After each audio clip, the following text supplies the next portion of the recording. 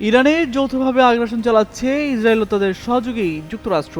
গেল 28 ফেব্রুয়ারি হামলা শুরু করার পর থেকে নিস্তার পাচ্ছে না ওয়াশিংটন ও তেল আবিব। কঠোর হস্তে পাল্টা হামলা করে যাচ্ছে আয়াতুল্লাহ মোস্তফা খামেনির দেশ। এতে প্রায় দিশেহারা হয়ে পড়েছে নেতানিয়াহু সরকার। এর মধ্যেই ঘটে গেছে আরেক কাণ্ড।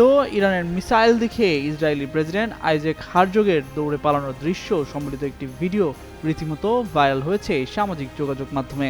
সোমবার উত্তর ইসরায়েলের কিরিয়াত শমোনা শহরে সংবাদ সম্মেলন করছিলেন ইসরায়েলের প্রেসিডেন্ট। তিনি সাংবাদিকদের সঙ্গে কথা বলা শেষ করতেই ওই এলাকায় আঘাত হানে ইরানের একটি শক্তিশালী মিসাইল। সেই ক্ষেপণাস্ত্র দেখে সাংবাদিকদের রেখেই দৌড়ে পালান হারজগ। নন ইনভার্টার এসির দামে ঘরে আনুন বিদ্যুৎ সাশ্রয়ী ইনভার্টার এসি।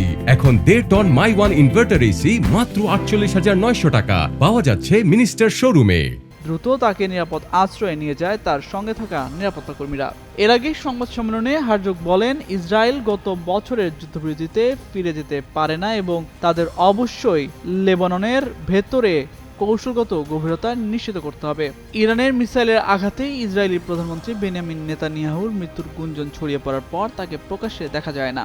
এতে তেহরানের প্রতিশোধকমূলক হামলায় ক্ষতিগ্রস্ত এলাকায় মাঝে মধ্যে পরিদর্শনে যান প্রেসিডেন্ট হারজগ।